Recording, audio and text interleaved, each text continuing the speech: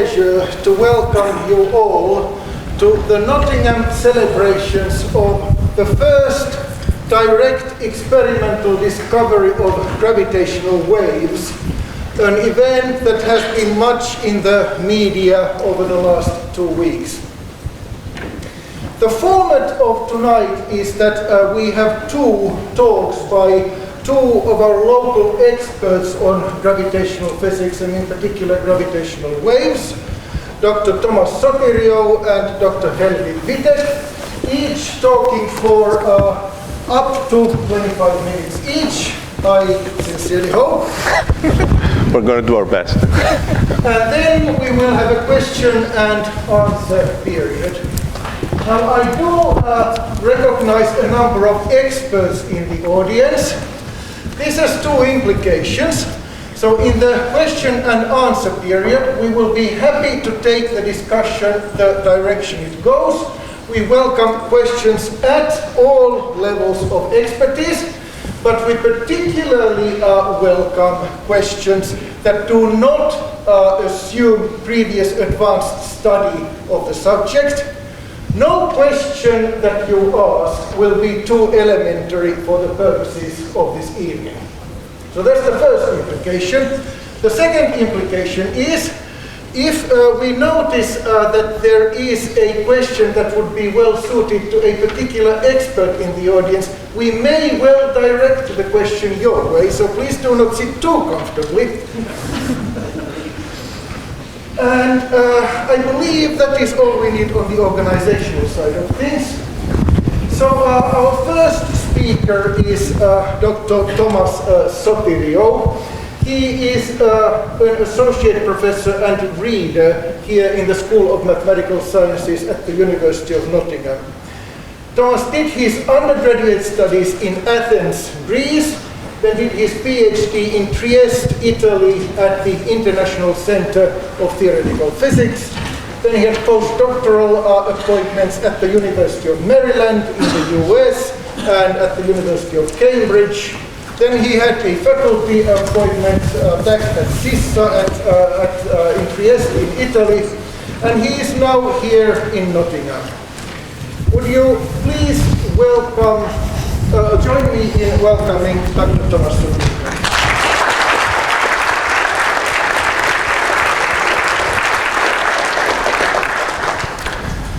Thanks very much, Jorma, for the introduction, and thanks everyone for being here today. It's great to see so many people interested in this topic, and I'll admit it's also a little bit intimidating having so many people in the audience. So the reason we're here today is this.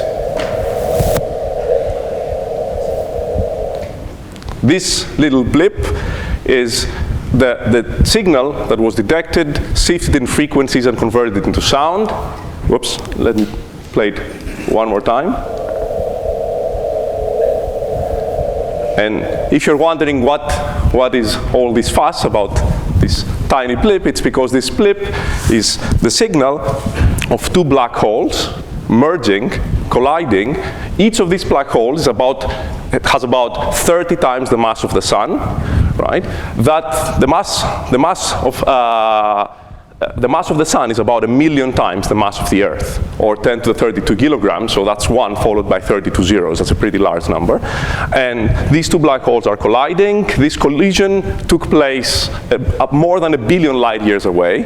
A light year is actually a measure of a distance. It's the distance that light would travel if you'd let it travel in a straight line for about a year. And so 30 billion light years is a very, very long distance, considering that light travels at 300 kilometers per second. And the signal that we received is not light, it's actually gravitational waves, but gravitational waves travel just as fast as light, which also means that this signal this collision happened about 1 billion years in the past. Right, so these are 2 large, very large black holes colliding with each other very far away, 1 billion years in the past. And during this collision, they actually merge into a larger black hole with about twice the mass that they initially had, so about 60 solar masses, but that's not all. During this merging, about 3 solar masses of energy are lost. So that's about 3 million times the mass of the Earth, annihilated and converted into energy through Einstein's E equals mc square formula, where m is the mass and c is the speed of light, right, was lost by the system, converted to gravitational wave radiation, and part of which is what we detected. So that's, if we could actually harvest that energy, that would be enough energy to cover the energy needs of 1 million Earths for about 1 trillion years, right? That's the amount of energy we're talking about that was emitted. So if that's sort of not enough to impress you, to the actual observation of the system, the detection is equally impressive. So to detect these gravitational waves, what one needs to do is measure a change in a given length, how much a given length changes over time, right? The length, the reference length is about 4 kilometers, and people measure how much it changes. So if that length were the size of the solar system, the change that one would have to measure to detect that signal would be the width of a human hair. So that's the most accurate measurement we've ever done, essentially, humans have ever done. And Helvi will talk about this in her talk, about the actual impressive detection process. This talk is going to be about the background. It's going to be about general relativity, what it is, why did it come to replace Newton's theory, what is this curvature of space-time that it predicts, why do black holes curve space-time, what is gravitational waves, why do black holes circling each other emit gravitational waves. That's what I'm going to try to explain to you today in simple terms, and for that I'll start with the most simple setting, which is Newton's theory. So in Newton's theory of gravity, what Newton told us about gravity is that if we have 2 masses, they attract each other, right? They exert a force, so one feels the force exerted by the other, right? And this force is given by this formula here. So the force is proportional to the masses of the 2 objects and inversely proportional to the square of the distance between them. So I can make this force larger by making, you know, the object that exerts it more massive, or by bringing the other object closer to the first one, right? Conversely, if I take the object far from the source, the force becomes weaker and weaker, and there is a proportionality constant, which we call Newton's constant, and we measure it by experiments that we do here on Earth. So what is important to understand about these Newton forces is one of the effects that they have is they actually change the trajectories of objects as they move in space, right? So if I take a ball and I give it an initial speed and I just let it slide, it will just move in a straight line, preserving its speed, right? That's Newton's inertia law. But if actually this ball has a mass and it starts approaching another massive object, it will get attracted by this object, it will feel Newton's gravitational force, that will push it to move towards to that object, right? And that will change its trajectory. And instead of being a straight line, it will be a curve, you know, and the exact shape of that curve will be determined by Newton's gravitational field in Newton's theory. So it's very much like a car. You're sitting in your car, it has a velocity. If you don't touch the steering wheel, it'll just go straight. Then you decide to steer, it will turn in the direction you tell it. So that's exactly what Newton's forces are doing. So Einstein didn't really like cars. Einstein liked trains, right? So he thought, oh, you know, trains don't really work like cars. I have a truck, and the train is moving along this track, and I don't need to steer it, right? When the truck is bent, then the train is actually forced to follow the track. There is no need for steering, it just goes straight. It just goes and it turns when the track turns. So essentially, the track is just essentially a one-dimensional line, right? But it's curved, and the train is forced to follow it just because it's forced to be on the track. It can't leave the track. And that's exactly what Einstein thought about forces. He thought maybe gravitational forces are not really necessary to steer particles. If the space-time was curved, since particles are forced to move in the space-time, then they couldn't really go in straight lines, even if there were no gravitational forces, right? So he just took this one-dimensional example and promoted it to a multi-dimensional one by saying, oh, it's not just this one-dimensional line, right? It's a whole three-dimensional space, height, width, and length, plus an extra dimension, time, since there is a forward and a backward in time, so you could actually, in a certain way, consider it as a fourth dimension, that curves, and since all objects, all matter is forced to be in that space, when it moves, it has to follow through. It can't just go straight, even if there are no forces, right? So that's more or less an artistic picture. You put the Earth in space-time, it curves the space around it, right? And then when particles try to move, they have to follow trajectories which are dictated by this curvature. So here's this red massive object essentially is curving space, and the white smaller object is moving in this curved space, and it has to follow this trajectory like very much like the train in the train track. Obviously this happens in 4 dimensions, and this is a 2-dimensional surface that you see curved here. That's just because it's very hard to visualize curved 4 dimensions in a 2-dimensional space that is this screen, right? But perhaps with a little bit of imagination, you can do that. So that's what Einstein's theory is really saying. It's saying it's not about forces, it's all about curvature. And now, Einstein's famous equations of general relativity are essentially the equations I've written here in a very abstract form. So all they say is that matter, and in particular the distribution of matter, tells space-time how to curve, right? And it's not so much about the mass. It's not about, oh, if I have a lot of mass, I'll have a lot of curvature. It's actually how I pack this mass in a given volume. What they tell us is, if you pack a lot of mass in a given volume, you create a lot of curvature. And the more dense that becomes, you create more and more curvature. That's what these equations are telling us. What we get for free is that because matter has to live in this space-time, it has to follow these curved trajectories according to the space-time. So the equation tells us that matter tells space-time how to curve, and what we get for free is that curvature tells matter how to move in that space-time. And that's essentially in 2 lines, Einstein's theory. Now, the way I'm making it seem is as if this is just a philosophical change with respect to Newton, right? It's like, oh, let's do away with the forces, let's interpret everything as curvature, but nothing really changes. That couldn't be farther from the truth, because that's a true paradigm shift, because it actually gives new predictions. So one of the key points about Newton's theory is that you have to have mass to experience a gravitational force, to both exert and experience a gravitational force, which means if I didn't have a mass, I wouldn't know anything about the gravitational field. Instead, Einstein's theory says there are no forces. The right interpretation is just curvature of space, but everything lives in that space, including light.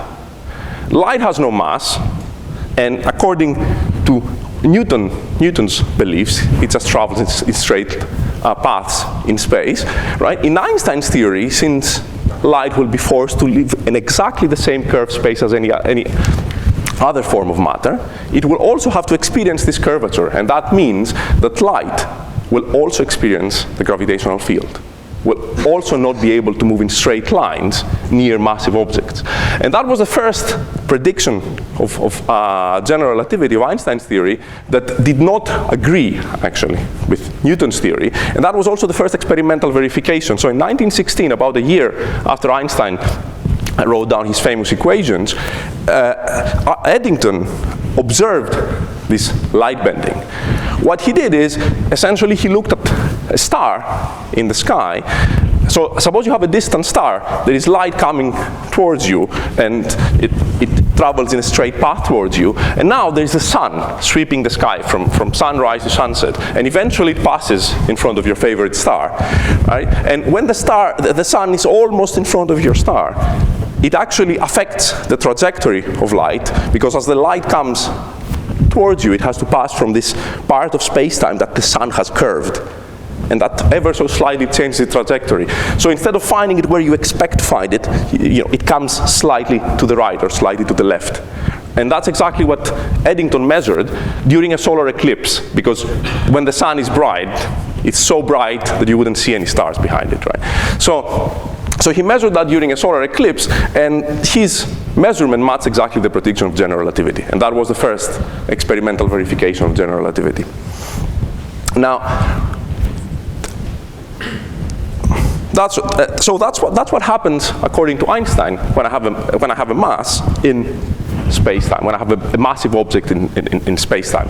Now, what happens if instead of just taking the Earth, as I've done here, and put it in a position in space-time, I just take the Earth and I just wiggling it around, right? And I move it.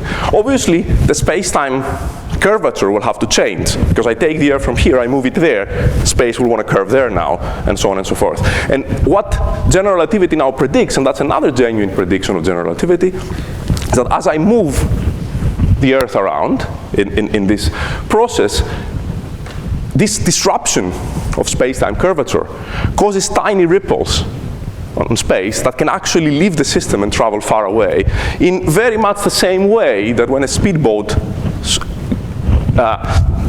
comes by on the surface of the water, it actually produces ripples that can travel far away. And this is what we call gravitational waves. These ripples is what we call gravitational waves. They're produced by changing curvature, right? And curvature changes when we move around objects. So one of the prime systems that would actually produce this effect would be what we call binaries. Two astrophysical bodies attracting each other and circling each other due to the gravitational field, right? Very much what happens in the solar system, where the sun is in the center, and actually there are all the planets moving around the sun in orbits, right? So this is because of the gravitational attraction that they're forced to be in this orbit, so they constantly move, and in principle they should produce these gravitational waves. Now, when these gravitational waves are produced, it actually costs energy, right? Nothing comes for free. To actually bend the space-time and create this disturbance, you take energy away from the system, and the system responds to that. You have two objects, they move around each other, they orbit each other, and Einstein predicts that this process should produce these gravitational waves. This will carry energy away from the system, and the response of the system will be that the radius of these orbits will decrease. The bodies will come a little bit closer together as they orbit. And then they will emit yet more gravitational waves, and again they will come a little bit more closer together, and this process will continue until the two objects actually merge, plunge on each other. Right, that's the prediction. So somewhere here somebody could stop me and say, wait a second, I mean, you just told us that in the solar system you have objects orbiting each other, and that this should actually happen in principle, but the solar system is there for at least a couple of thousand years or more, right? So where is this effect? And the point is, the effect is there, but it's so tiny that we can't really observe it. And the reason for that is that because all of the objects in the solar system, including the sun, are not nearly as dense enough to create enough space-time curvature. And it's kind of intuitive. If I create a lot of space-time curvature and then I start changing it, I will disrupt the space-time structure more, right? If I have very little of it, it doesn't really matter so much if I move it around. I create very little disturbance. And that's precisely the general logic of this. So if we want to look for this effect in a way that it's actually measurable, we have to look at systems which are way more compact than the sun or than the solar system. And these kind of systems are a certain type of very compact stars that we call neutron stars, and of course the most compact objects that we see in the universe, which are black holes. So let me very briefly try to explain what these are. So a star, an ordinary star, is just practically a nuclear power plant. You just have lighter elements fusing together to form heavier elements, and this process produces extreme amounts of heat, right? And when you heat things up, they tend to expand. At the same time, gravity is an attractive force, so it tries to pull the star together and compactify everything to the center, right? It pulls toward the center. And these two forces find a nice equilibrium, and the star is sitting there as you see it. The heat that is produced is radiated away partially into light, and this is what we see from far away, right? And everything is fine until, as any engine, the star runs out of fuel. And this nuclear fusion stops, and heat stops being produced, which actually means that gravity wins. Gravity is very persistent, so it always wins at the end. And when that happens, the star starts collapsing, and the density is starting to increase, and it becomes stiffer and stiffer. And if it doesn't have a lot of mass, actually, the collapse could halt. Because stiff things are harder to compress further, right? So like a stone that it doesn't collapse under its own weight, the star manages to find another equilibrium. But if you put more mass into it, if it's a more massive star, the collapse will continue, the density will get very high, right? And you can actually reach nuclear densities. Density is the same as you find in the center of the nucleus of the atom, right? And then very strange things start happening, like for instance, electrons and protons start to merge and form neutrons, and the star virtually becomes a ball of elementary particles, right? In the very center of it, it's just a bunch of neutrons packed very, very, very closely together in the tightest possible configuration. And again, if the mass is not too high, then that can be an equilibrium. Neutrons can sort of resist any further collapse and halt gravity from crushing the star further, right? But what happens if you throw a tiny bit of mass extra to that? The answer is we don't really know.